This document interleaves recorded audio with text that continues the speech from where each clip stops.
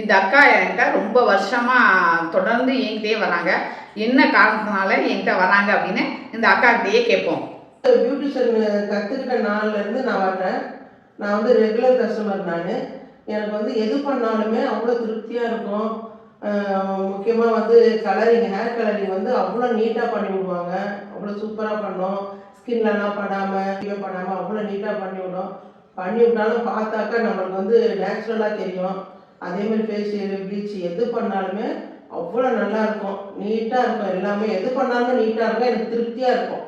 முக்கியமாக நான் வேறு எங்கேயுமே நான் போக மாட்டேன். நான் இங்கே தான் வருவேன் நான். அக்கா இந்த ஃபேர்னஸ் க்ரீம் வந்து நீங்க யூஸ் பண்றீங்கல்ல, கிரீன்ஸ் கம்பெனியோடது.